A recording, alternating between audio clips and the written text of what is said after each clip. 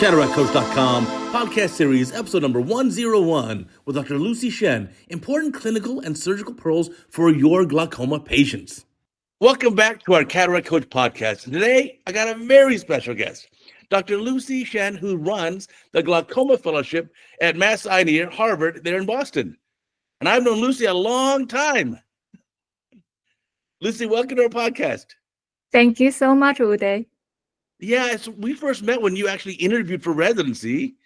And then we were so honored to have you at UCLA for your residency and then also for your glaucoma fellowship. Yep. Kind of tell us about your path in ophthalmology. I know you started off after high school, you went to MIT, so you're obviously super smart and maybe an engineering mindset. What was your path? At MIT, what'd you study? So actually, the path to ophthalmology started way before college. I was in middle school. We did a cow eye dissection thing, and I was just hooked because we lifted the lens out of the eye. It was so beautiful. I do visual art on the side as a hobby.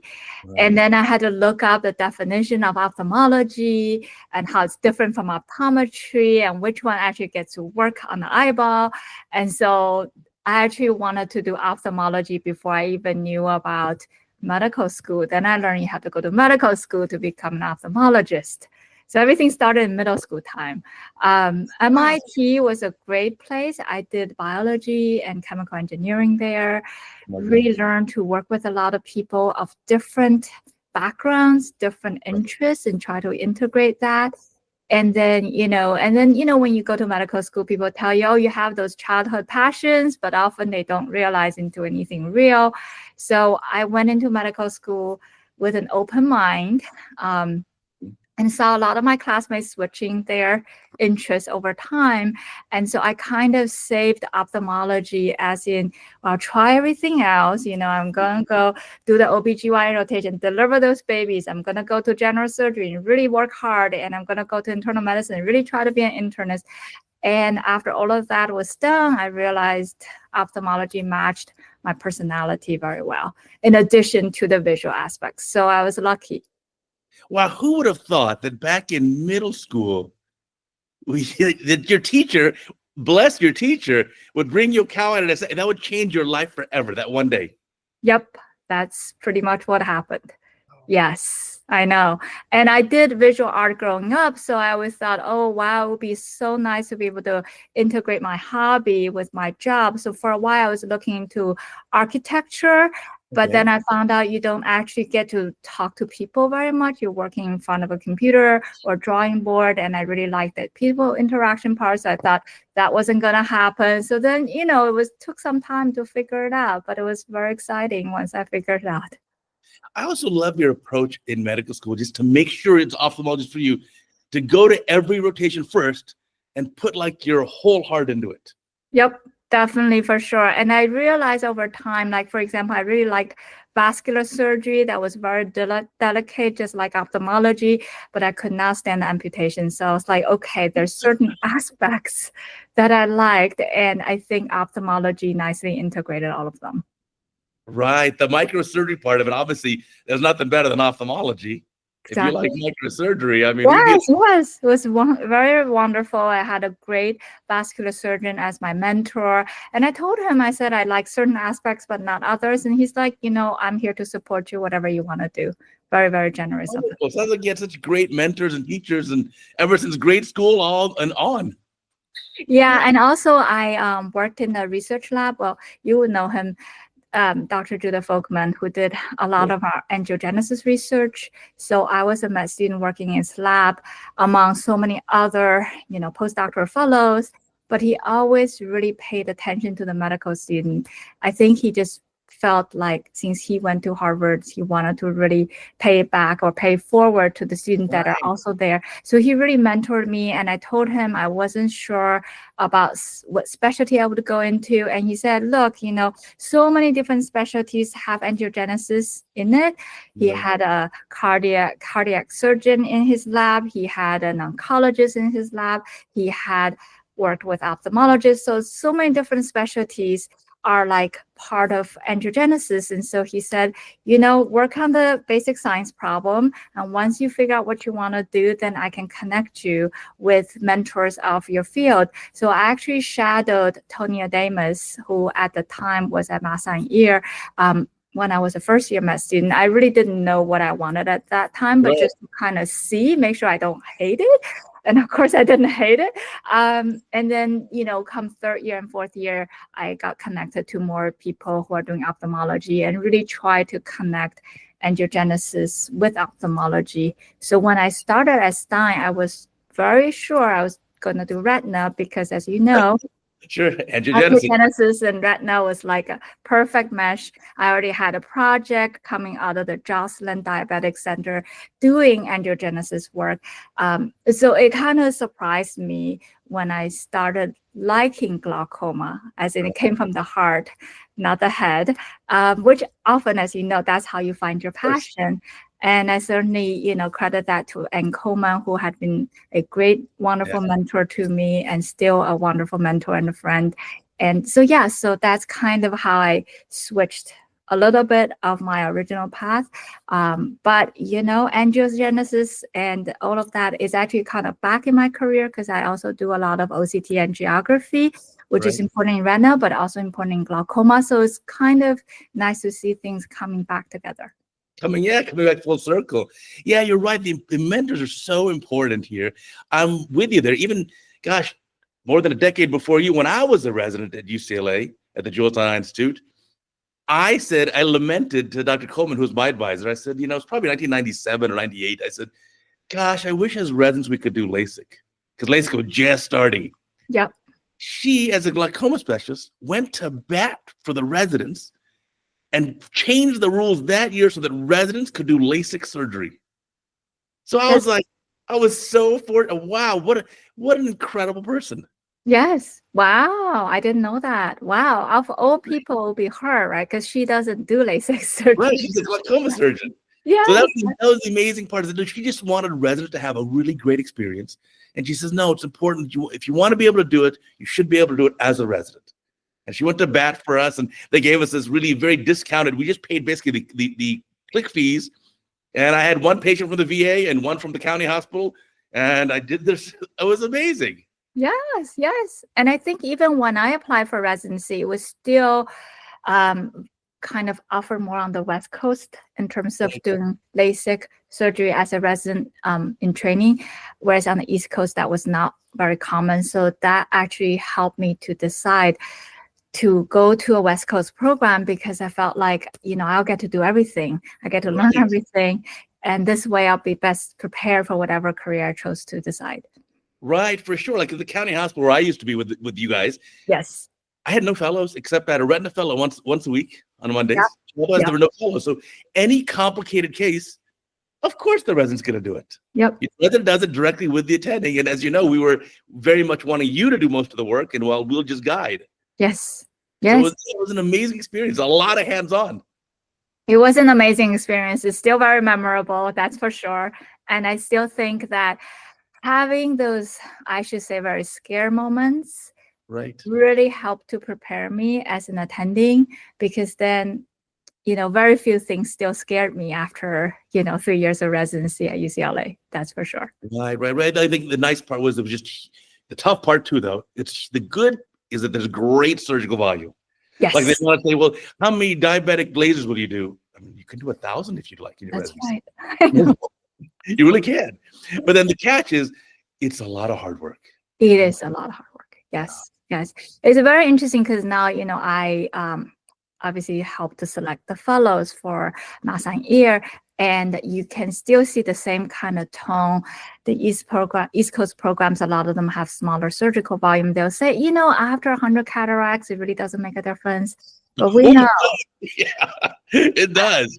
Well, there's a growth curve that happens between 150 to 200 when you felt like you knew how to do everything, you know how to handle everything, and then something happens and you feel like you're falling down that Right? learning curve and you have to kind of gain your confidence back and climb back. It's almost like trying to learn to walk again or something, and get Yeah. comfortable and how to surpass that one glitch. So I certainly agree with the kind of volume that we had. It was a really wonderful training we had there. Yeah, there's a danger zone where you've done, let's say, 100 cataracts and you think you're good. I fell into that trap. I did 100 cataracts under my belt. I thought I was so good. And then next thing you know, you just get humbled. And now in retrospect, I'll tell you, at 500 cataracts is at best halfway up the learning curve. It really is. So you've got to do I don't know. I think after you know a few thousand, I think you're pretty good. But I say, ocular surgery, especially cataract surgery, it takes years to learn, but a lifetime to master. I'm still learning. I agree. Same here. I am still learning too. And sometimes you also look back and say what could I have done differently? Gee, I wonder why I struggled. Or if you see somebody else trying something else, it's like, would that have worked better in this situation, in that situation? So there's a lot of learning after the fact as well. And I certainly have my trainees do the same thing. Sometimes I'm like, what do you think could have gone better, etc. That's why we went to medical school, because we're not the people that would just stop learning after a certain point. We want to continue that for our lifetime. So that's part of it. Right. And now the nice part is life has come full circle. You're back at Harvard. Yes. Where you did medical school. And now you have your own medical students and residents and fellows. Tell me about that experience. It's been really wonderful to be back. When I first started, it felt kind of like I had to prove to them that I was good enough because they haven't had anybody from UCLA when I started. But because I did medical school there, I knew a lot of the attendings. So it was kind of an interesting experience to be back being, doing a combined surgery with attendings that I worked with as a medical student, now as their glaucoma counterpart. And I was very grateful for some of the glaucoma attendings that were on the service. They kind of guided me in that initial transition, especially as Masan ear has a lot of patients with the Boston keratoprosthesis. And so very quickly I became a K-Pro glaucoma surgeon, because not every glaucoma surgeon wants to deal with it. Right. And so I had mentors. In fact, I remember sitting down with Simon Law at one of the AGS meetings and asking him all the questions about K-Pro glaucoma. Right. And really, again, you learn it on the job. As much as we were very prepared as cataract surgeons, were very prepared through the glaucoma fellowship as glaucoma surgeons, but you learn on the job a lot of things, no one has seen it before. And I think it's been nice to have that kind of continuous learning. I work with my cornea colleagues, I work with my retina colleagues, and really kind of continue that learning experience. And I think the fact that we do this, our trainees see that and they model after us. So if we ask these questions, they are also constantly asking questions. So I think actually the trainees keep us young, keep us excited about our jobs.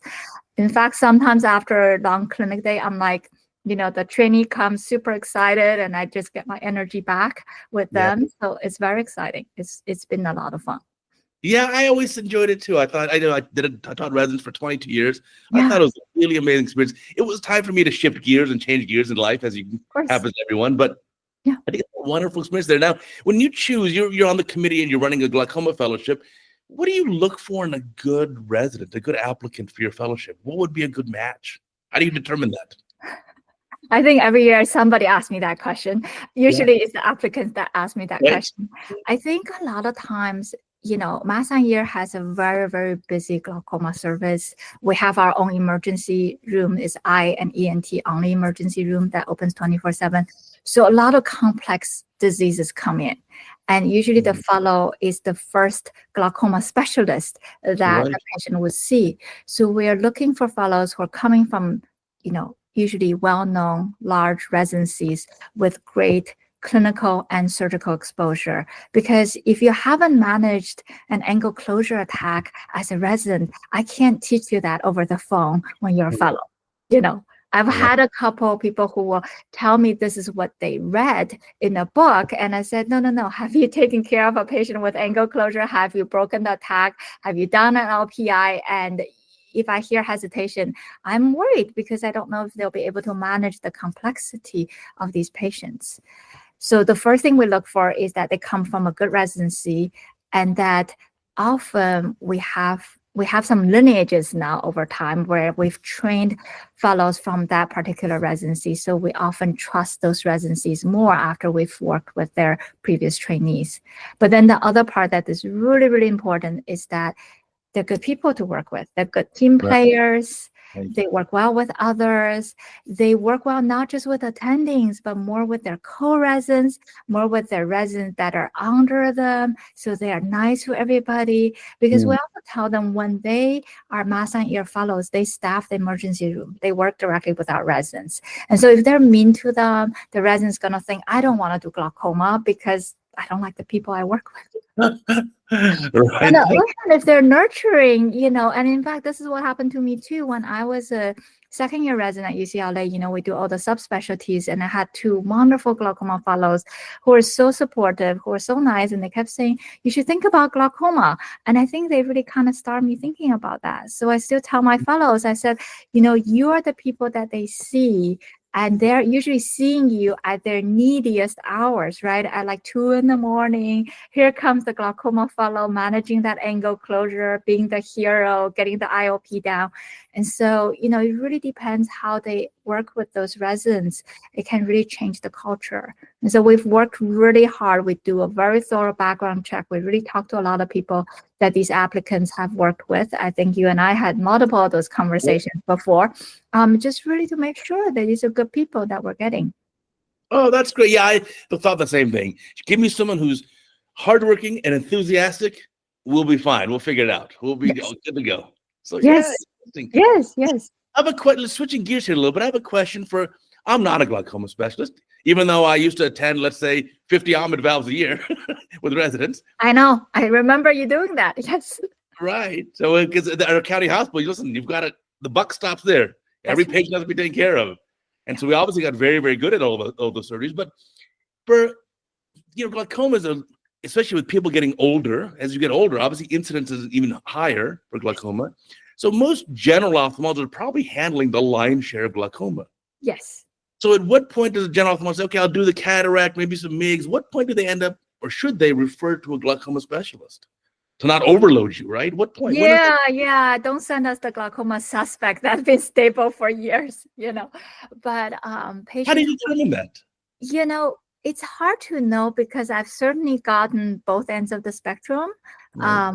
As you can imagine, mask and ear is a very tertiary referral center. So we've gotten patients who I wish they came to see us sooner, as in they're progressively losing visual field often for years, but because their IOP was kind of in the low teens or mid-teens range, the referring doc thought, they're fine. Maybe they just had a test error. Maybe they weren't. And the patient will often tell me that they felt symptomatically getting worse.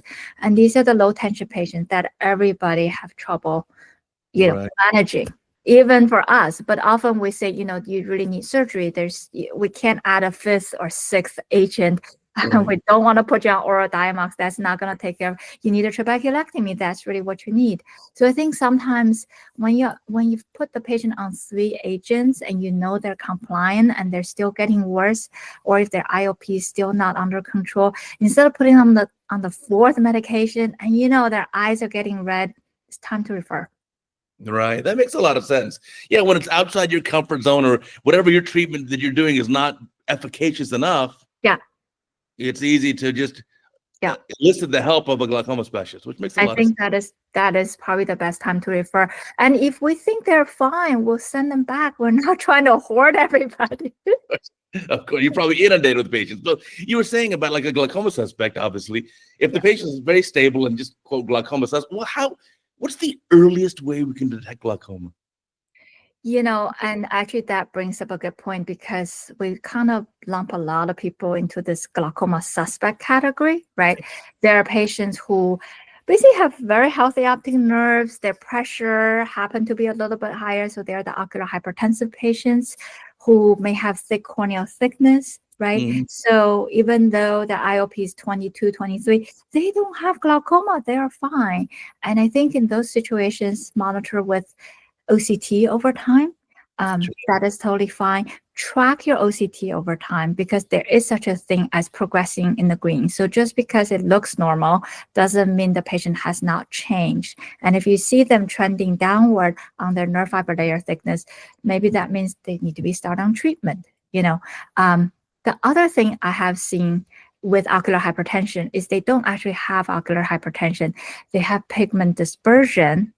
They have high IOP and they're young, so they're mistakenly being told that they have ocular hypertension. So do your gonioscopy just because you're a general ophthalmologist.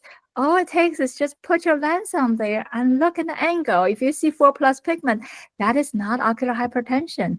That is pigment dispersion. So that is another one of these that I usually start treatment on those patients early because you know that the angle is sick. You know these patients are going to get optic nerve disease if you don't treat them. In fact, if they get it 20, 30 years younger than your POAG patients, right? So you don't want them to be disabled from their disease. And then the third one I would say be careful about are the high myopes because their optic nerves look funny. Right. Tilted Right. disc. OCT is going to make everything look red because their optic nerve is turned, often smaller. Nerve fiber layer thickness doesn't know how to segment. Follow them with visual field. It is important to do their visual field. Yes, they're going to have enlarged blind spots, but if they don't have glaucoma, chances are they don't have much other field loss. They may have a little bit of enlarged blind spot, and that's about it. But follow them, track them.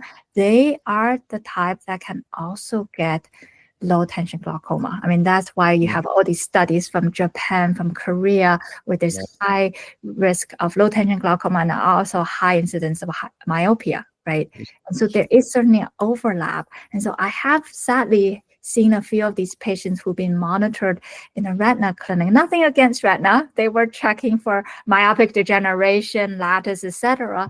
But nobody happened to be looking at the nerve, and they turned out to be actually having real glaucoma. And by the time they come to us, often it's a lot more advanced. So that is the group that you do want to be vigilant about. Even if their IOP is normal, definitely track these patients with visual field. And sometimes, because they are high myopes, right? So if you put the lens to correct for the visual field, for the refractive error, it may give you rim artifact. So have them wear their contact lens. Of And then course. you put a reading thing to correct for it. But this way you don't get the artifact, and this way you can really see if they really have glaucoma or not. Yeah, I like the saying you said earlier. You said green can be glaucoma. Yes. So if I have a patient, you're right. So when you look at the OCT scans, look at the trend. Yes. Or maybe go a couple years back and now to today. What's the difference map? Yep. That is important. Yeah. Yeah. Sometimes we just get in the habit of like, okay, it's green, it's good. It's green, it's good. Yeah. So fast. Yeah. I think David Greenfield actually termed it progression in the green. There is such a thing.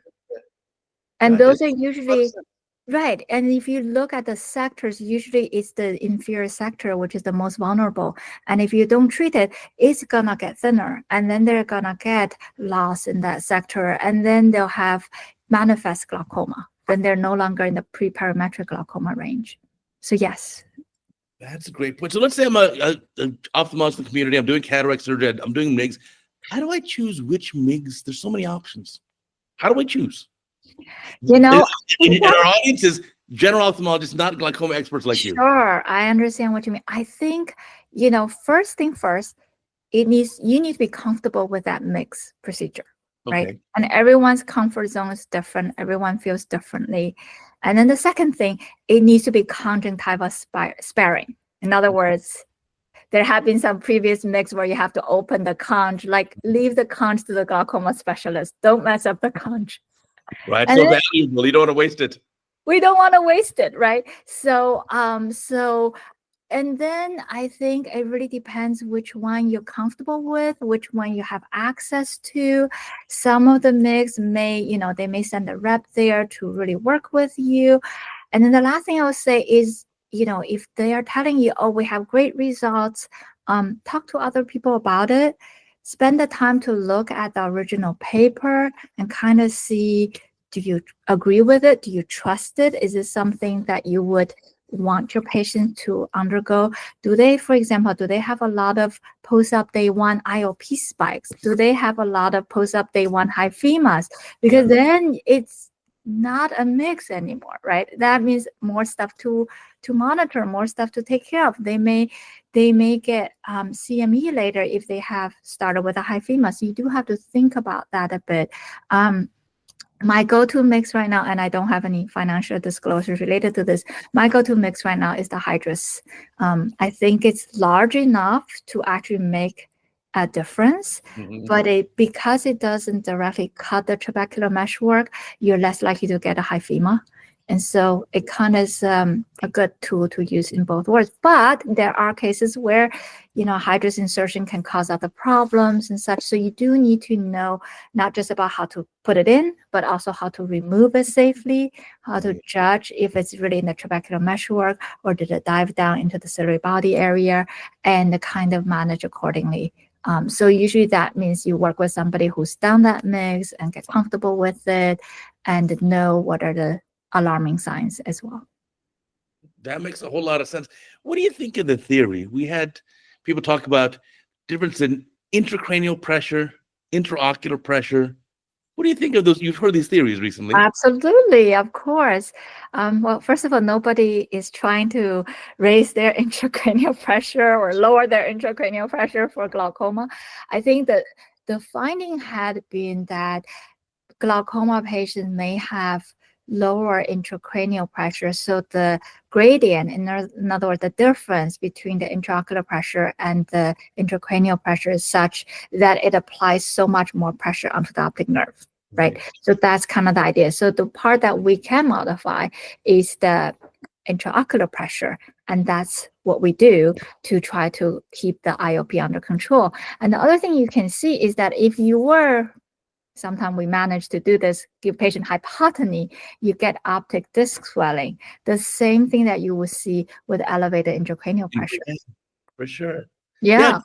It made a lot of sense. I was like, I never really thought of that. Now, should patients coming into your glaucoma clinic, do they need to get a lumbar puncture with opening pressure measured? I don't know. No, we don't do that.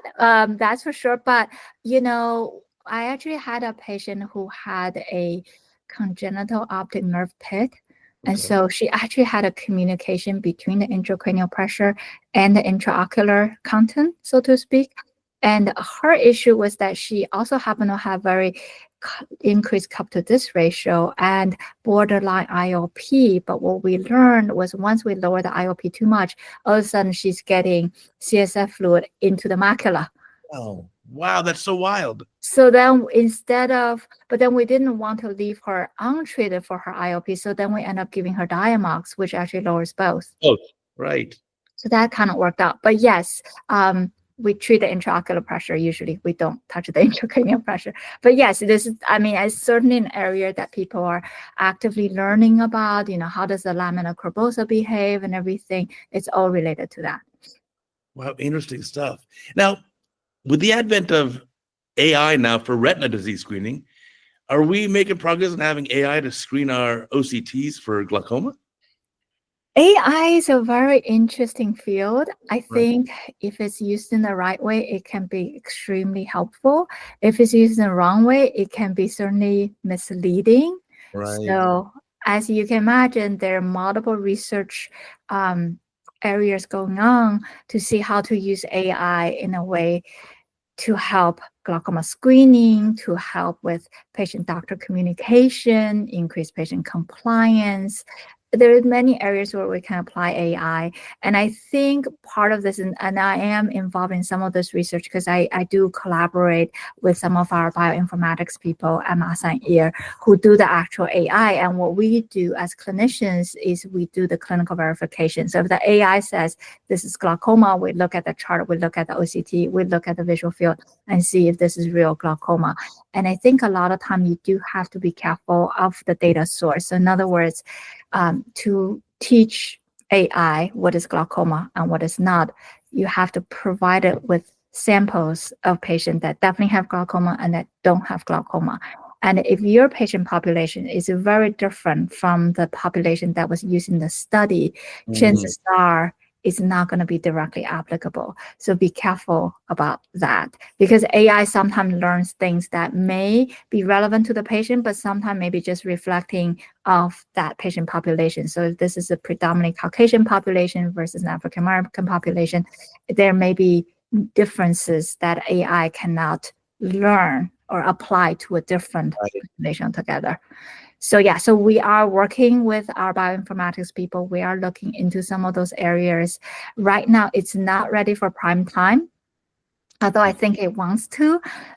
We've also been, training not just our fellows, but, I've given talks about even like OCT, when it flags something being red, everybody said that must be glaucoma, but you do have to look at the raw scan because it could be a PVD blocking out a signal, right?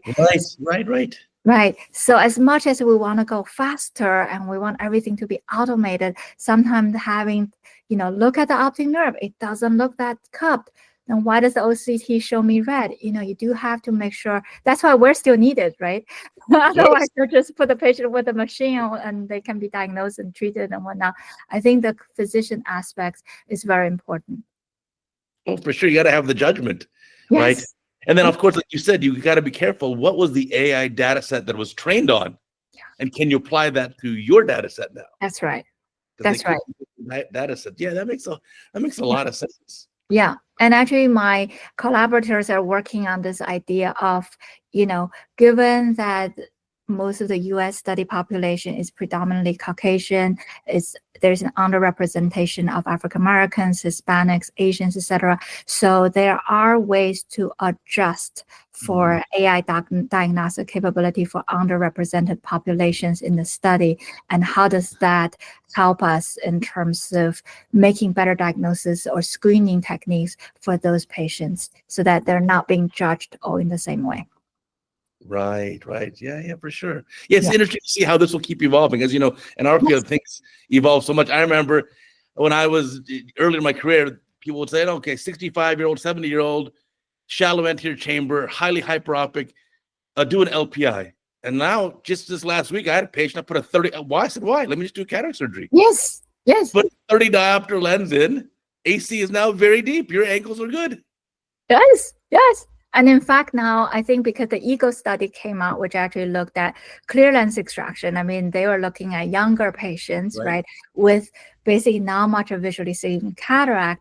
And so I think that really has started changing the way we think about angle closure and how to best treat it, especially, some of these irides are really thick, right? And you try so hard to do a laser. So that's what I tell my fellows. I'm like, yes, you're trying to break that attack. Yes, you're trying to do that PI and make it patent. But if it's not going to happen, you're not going to beat a dead horse to make it work, That just means treat the inflammation, treat the IOP, give it a week or two for the eye to calm down, and do the cataract surgery. And that's usually the way that we take care of them now. Yes. Yeah, well, you got to be careful with someone like me, because I just love cataract surgery so much. I see it all the time. Like, wait a minute. I'll be driving and seeing a guy next to me who's clearly very elderly and wearing those really thick hyperopic glasses. I just think, like, could he just come see me? I could make his life so much better. Although the catch is, funny, on this patient with a 30 diopter lens I put in, who's walking around pre-op +6 glasses. Yeah. Post-op, they complain about they lose the magnification. The +6 spectacles make everything look a little bit bigger. And so then afterwards, he's like, yeah, I see great. It's amazing. I don't need my glass anymore. He said, but things look a little small. Well, that's pretty interesting. Yes. But, it really takes care of a lot of angle closure issues, for sure. Even in younger patients too. Yes. Yeah. I mean, unfortunately, we see a lot of angle closures. And a lot of time when I'm doing these surgeries with my fellows, and that normal lens thickness is around 4 millimeters, and these are your 5 and 5.5 millimeter lenses, right? Yeah. If you do like the divide and conquer technique, you really have to group deep. Even if you do the chop technique, you got to chop deeper too. Otherwise, you're not going to be able to crack it, right? So I'm telling the fellow during surgery, I'm like, see, this is not an iris problem. The iris was kind of innocent. It's a lens problem. Yes. I like that. Yes. Yeah, the iris is absolutely innocent.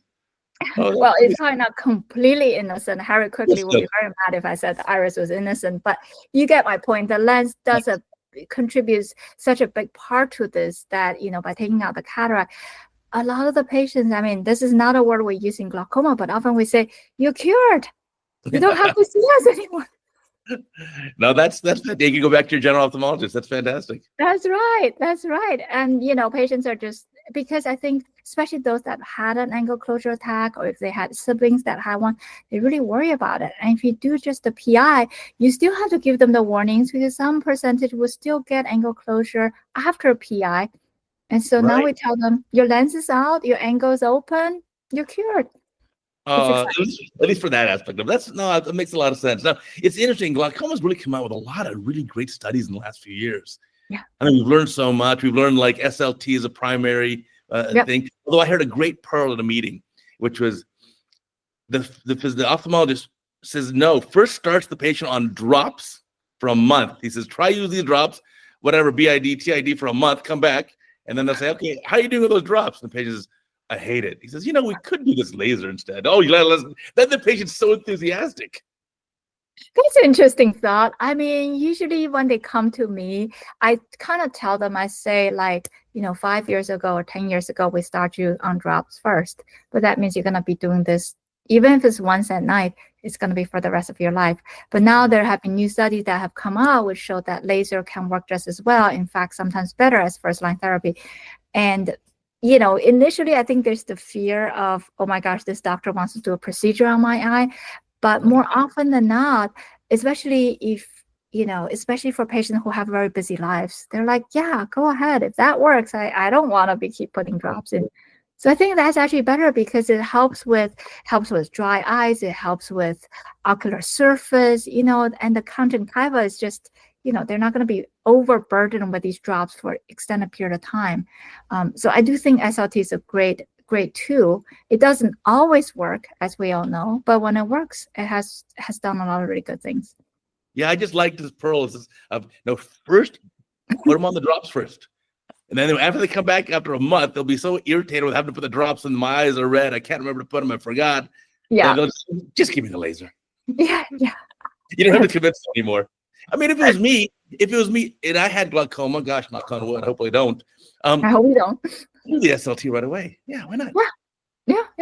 I think that's just, I mean, of course, there are situations where you have to kind of be a little worried about, is that the right therapy? If, say, the pressure starts really high, like in the high 20s or low 30s, and God forbid they're the one that will get a pressure spike or something after laser. So then for those patients, I'll start them on a drop, and then I'm like, let's see where you end up. And then we can always try the laser, knowing that the drop is also an option. But most patients, yes, SLT is a great option. In fact, often now, as a doctor that receives referrals, by the time we get them, they would have had a round of SLT already. And sometimes we do a second round. Yeah. Yeah, for sure. What's really neat too is just how the spectrum of options for treatment, it just keeps growing and growing. I just think back to years ago, there were very few options. Okay, tube or trab, and now you've got all the mixed procedures. Now you've got the lasers now. Yep. There are new lasers coming, as you know. We just heard about these. Yep. Tell me about those. What's your experience with those? I don't have much experience with those yet. But we will learn, I promise. We are learning about them just like everybody else is. I think a lot of times, as glaucoma docs, and a lot of us lived through the CyPass story, which, was popular and got withdrawn. So a lot of us are a bit hesitant because we know if it's something that's going to work, we kind of have to see the long-term effect. It's not like we treat the patient once and say, bye-bye, you don't need to be seeing again. So we're going to be the ones dealing with the long-term effect. So I think a lot of times we are a bit on the hesitant side, and usually wait for more results before we know for sure if it's going to be, beneficial and if it's going to be better than what we have. But I do think that there's also, whether it's drug-eluting stent or implant, that are being used, and that obviously bypasses the compliance issue quite a bit. So that is certainly an active area, both in terms of research and also there's a few on the market already. But again, some of it is like, oh, I can only do it once, but glaucoma is a long-time disease. So we're getting there. Right, and especially the challenges with patients living longer and longer. Life expectancy tends to, certainly in some populations, is really quite up there. Yes, yes. I mean, I think when I was in fellowship, the teaching is if they reach 90, don't do any more surgeries on them. Like they are too old for surgery because chances are they have others, cardiovascular, other systemic conditions that would make them at higher risk for undergoing any kind of surgery. Now I wouldn't say routinely, but we often perform surgery on people who are over 90. And often they're, usually by that point, if they have real glaucoma, they've had it for a couple of decades already. So then they're already pseudophakic, your MIGS are not going to work. So these are the patients that's getting the traps and the tubes, so these are bigger surgeries. But the reason we do them is because the patient will say, I probably still have a while to go. Right. I want to be able to read and enjoy, my life for the rest of however many years. And, it can really, as much as I think about it, can really make a difference in their quality of life. I recently had a patient who lived to 103. Wow. Yes. And her son, who was in his 70s, wrote me a very nice message when this patient passed over the summer. And he said, we know mom had glaucoma for a long time.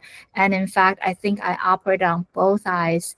One eye we really couldn't save, just didn't have good vision, and I think had some sort of vascular event after that.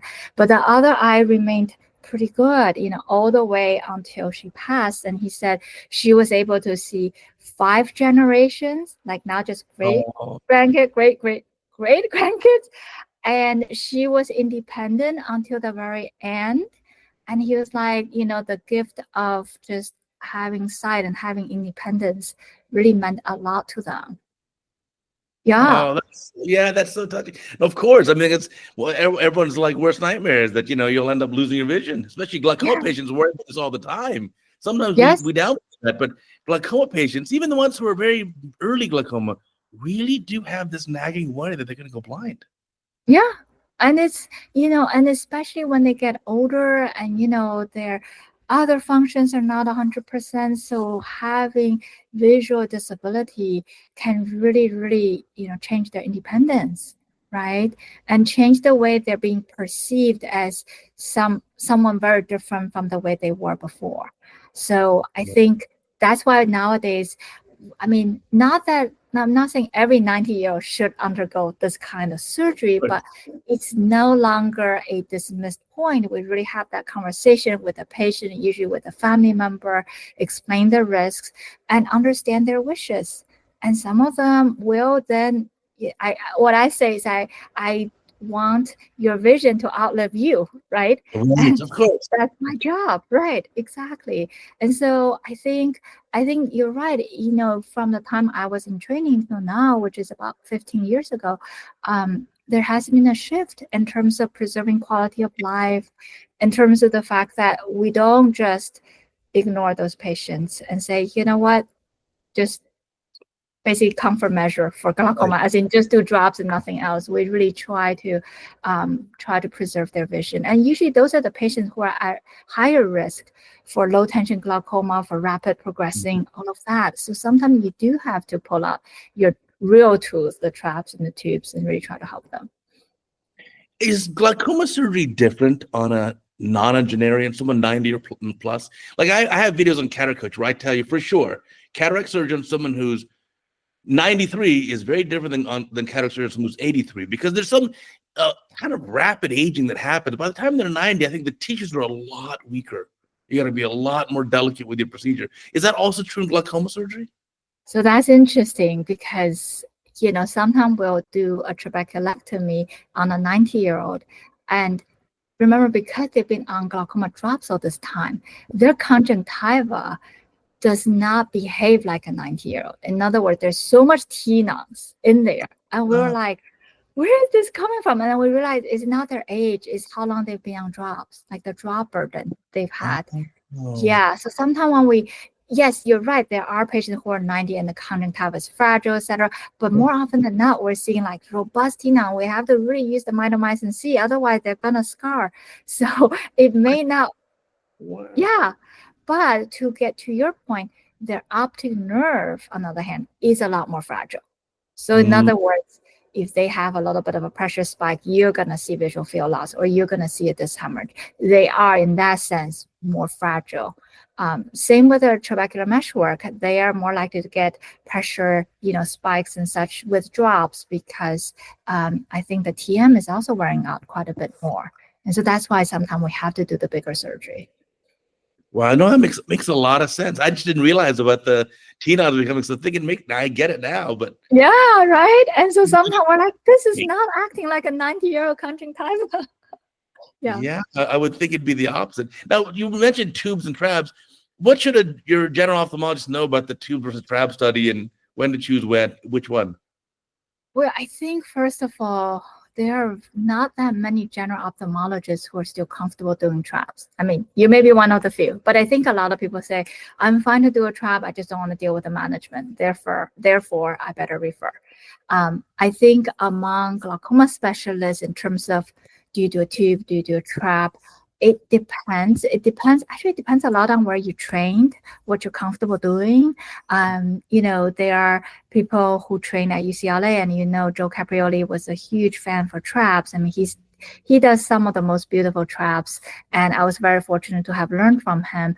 And so, if your trab works, why not? Because if that's the surgery you can offer to a patient, you don't have to put any hardware in the eye, and you can get their pressure in the low teens range, and you can maintain their vision for years or decades. Why not, right?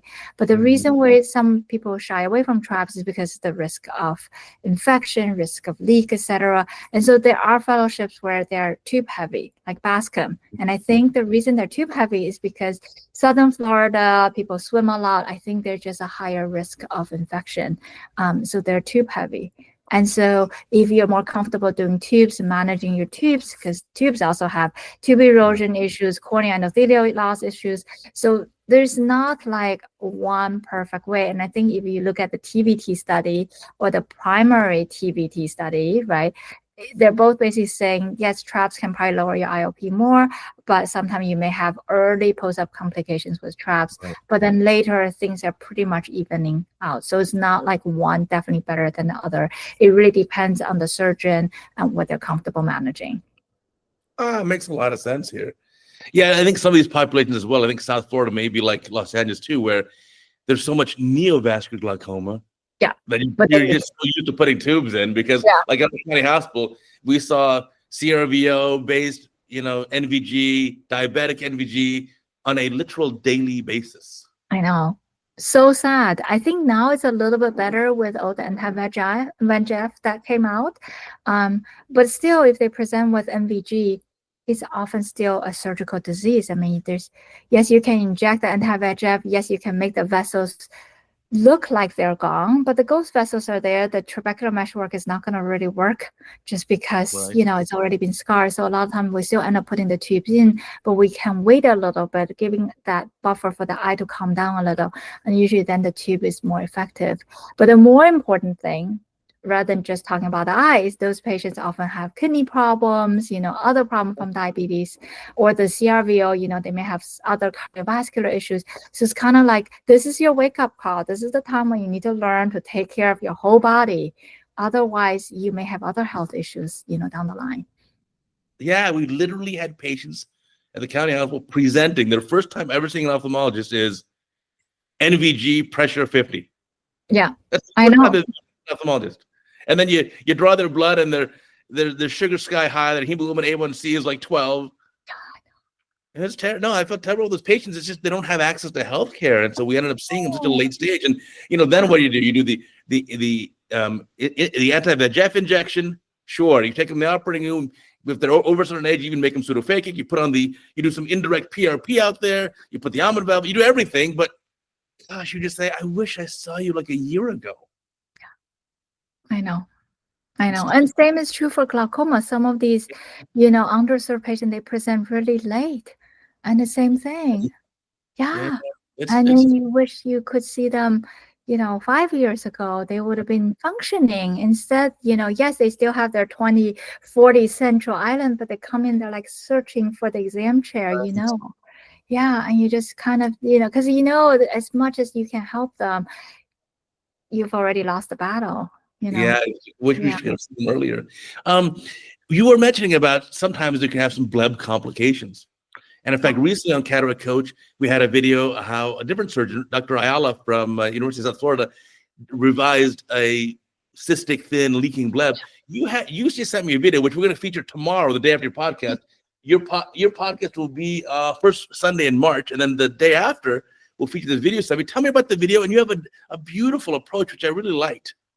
Well, I think, yeah. So, so this patient who's also, I think she's now in her 90s now. I have a lot of these, people who live a long time, and you really form that very nice relationship with your patient for decades sometimes, which is lovely. And so anyway, so the reason that, so you see in the video, it was not a leaky bleb, but it was a bleb that was overhanging and basically invading into the cornea and basically getting near the pupil. The reason she presented this late to us was because of COVID. She couldn't travel from another state. So she was calling us and we said, just come up. But she was, because she was an elderly patient, she didn't feel comfortable traveling. So I think we waited for like a year before I was able to really take care of her for the bleb. And when it migrates anteriorly, again, when we do our traps, we don't intend for it to go anteriorly, of course, right? We're trying to make, but as one of my colleagues put it in a nice way, the trap has a life on its own. And sometimes in one eye is different from the other eye. And so in her case, this trap really started migrating anteriorly to the point I actually had my cornea colleagues take anterior segment OCT just to make sure it didn't get too deep into the cornea, because usually I see it right at the limbus. This one's very close to the pupil. So it's just like, I don't want to peel this thing off and then perf, Thankfully, that was not the case. It was just the superficial part of the stroma, which we were able to remove that part of the bleb. But as you can see in the video, it was still oozing anteriorly. So if you just left it like that, she's going to have a leak. So the idea is that the reason that these traps travel anteriorly, and sometimes the reason why these traps are become thin and cystic and leak, is because posteriorly there's scarring. And so if you have aqueous coming out and posteriorly there's no place to go, then this is going to find some weak point, whether it's diving down to the cornea or it's leaking out from the conjunctiva. It's going to find its point of least resistance, and it's going to try to come out. And so the idea of what I was trying to show is that you really kind of have to revise the initial trap to redirect the flow to go more posteriorly. So it may sound counterintuitive to put more mitomycin down, especially for thin, cystic, or leaky bleb, but you're really trying to treat the posterior conjunctiva so that it doesn't scar again. To remove the ring of steel, but also prevent that ring of steel from forming again so that the flow will be redirected. And usually that's how you really can fix the problem. Now, of course, there is always a risk of it scarring down, but sometimes I feel maybe this is a trap. You say, well, I'll do the best to fix it, but it's even if it scars down a little bit, it's still better than patient having an infection or having, in her case, terrible astigmatism from the bleb that is so close to her pupil. So these are the complications that unfortunately we have to deal with. But I think sometimes just to understand the flow, I mean, I guess you can say this goes back to my engineering days to understand where is the root of the problem, how do you redirect the flow? And if you manage to redirect the flow more posteriorly, then you end up with a functional trap that does not cause those problems. Yeah, it makes sense when you say it now. You want to put the mitomycin still for the revision because you need that fluid having a path to go back posterior, not pushing anterior. That's right. That's right. And for those, I use the sponge technique because you can direct the mitomycin to go where you want it to go, as opposed to the injection technique, which you don't really know where it flows to. Yes. Right. For sure. Yeah, we're going to have that video for tomorrow, video of the day on CataractCoach.com, as you guys know. And I think you'll love it. You'll learn a lot from it. Now, the one thing that I miss, though, so every year, obviously, we get more and more specialized. We learn more and more. And I do now just cataract and refractive surgery. Yeah. The problem is my patients are, as we'd say, like catch and release. Once I do your LASIK and you're happy, I don't see you every year. Or even, honestly, cataract patients. I'll do your cataract surgery, but then you're going to go back and see your retina specialist every few months for your ARMD or your glaucoma specialist. But I don't see you again. So I kind of missed that. You're lucky you got to see patients Yes. and build a relationship for decades. That's true. That is true. And some of them, I have a daughter who's 13. Some of them still remember me when I was pregnant with her. Oh, So wow. yeah, so they would ask me, how's your daughter now? Is she in college now? I was like, not yet, not yet. That's awesome. Yeah, your daughter's very smart, very precocious. I hope you're going to do a cow eye dissection with her. Well, she's right now kind of actually, in fact, I was watching your cataract coach video, the one about the trap. She came behind me wanting to give me a hug. She saw the bloody eyeball. She just turned away. She said, okay, I'll hug you later. I'm sure she'll find her passion and her happiness. I'm sure she will. Yes. But right now, I think we're going to kind of shy away from bloody eyeballs. Yeah, no, for sure. But I mean, the neat part is like what you're doing now is you're training the next generation. You're like 20 years late. You were in that position as a student 20 plus years ago, and now you're kind of passing. Know. Oh, it's so amazing. I'm so happy. It is so gratifying. It is so gratifying. And just like you said, it's kind of coming in a full circle because, I have medical students who have gone on to residencies, and I have medical students who have now gone on to even further, so it's really nice to see. And of course, we have fellows who are now junior faculty. So it's really nice to see that we can continue to give back and continue to grow. Because often we learn from people that are training with us. They bring up new questions. They bring up they bring so much energy with them. So yeah, so it's really fun. The other thing is I like to collaborate with other smart people because I can only focus mostly on the clinical side, but I don't really have that much time to do research on my own. So a few years ago, I started this collaboration with a basic scientist at Scapens, which is kind of like the research institute of Masan Ear. And she does a lot of immunology and glaucoma. So that's another kind of a new way of thinking about glaucoma, that is somewhat an autoimmune process that makes the retinal ganglion cells vulnerable. Certain immune cells come in and attack the ganglion cells. And so she happened to be doing collaboration with this professor at MIT, who turned out to be my immunology professor from 20-some years ago. Oh, so I read about this. This is your R01 grant you got. That's right. Yes, exactly. That's a big deal. Congratulations. Thank you. Thank you. It's been really fun collaborating because everybody brings a different perspective to the table. We have something in common, but the immunologist from MIT can tell us more about the immunology background. The basic scientist can tell us about how she's using mouse models for glaucoma. And then I can say, well, this is how it correlates with what we're seeing clinically. And so to have the three forces kind of join and work together, it's been really fun. I've learned so much in this process. It's been, well, it sounds like you are living your dream. That's the best part. I think a lot of times when you sign up for your first job, I don't know if this you felt this way, you have no idea what you're getting into, right? For sure. Right. Especially, I think it's a job. I mean, this is true for medicine. This is true for academia. It's a job that kind of changes and grows and molds. And, over time, this was not the job I signed up for back in 2009. This became this job, or with all the connections and network and all that. It's kind of like a tree growing all its roots, right? And over time, it has become so much more. So I'm just, again, I'm grateful for the environment. I'm also really grateful for all the people that want to be curious about clinical ophthalmology, especially people who are in basic science, people who do computational biology, to be able to say, I really want to know more about it so that we can have some common language.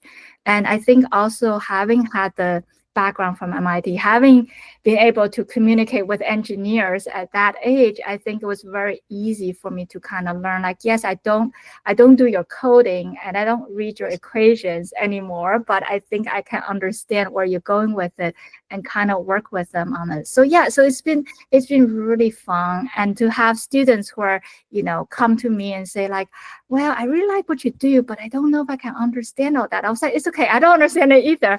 and a lot of times I think, this is true for UCLA as well. You have these really smart, motivated students, either from Mhm. college level or from the med school level, who are not afraid to take on a new project, to tackle something new. And so, I mean, I've certainly had students where I'm like, well, this is kind of exploratory project. Nobody has done this, but I have all the resources, I have the ideas, I have the patience. I just Right. need somebody to run it. I just need a catalyst. And often the student becomes that person. They carry this, they put in their own effort, they put their heart and their Right. soul to it, and then it becomes something. We just recently got a paper published looking at OCT angiography in patients who had a keratoprosthesis. Okay. The first time that it's been done, OCT angiography of the optic nerve. And the reason for that is to say, what kind of glaucoma, what kind of optic nerve damage are these patients really having? Now that we know what OCT angiography for glaucoma optic nerves look like, and there are different subtypes of glaucoma, open angle, angle closure glaucoma, and they look different on OCT angiography, can we use that as a tool to understand more about keratoprosthesis? So Right. first you need patients that are willing, because it's not that easy to image. Then you need students that are willing, and then, just to kind of put it all together and to be able to say, this is the first report on this topic. It was pretty exciting. Oh, that's amazing. We've done such amazing things in the first 15 years of career. I can't wait to talk to you and in the next 15 years to see where you progress to. This is going to be amazing. Wow, So, that's a lot of high expectations, Uday. well, when you were a resident with us at UCLA, we knew right away. You're a superstar back then. Well, There's no thank you. question. You're gonna do amazing things.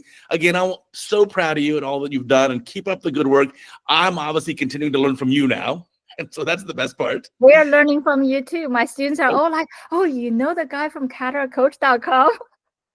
You're like, yeah, he attended me, and he was an interesting person. When I attended residence, though, I demanded a lot because I thought, you need to work at your highest level, and I have to set high expectations for you.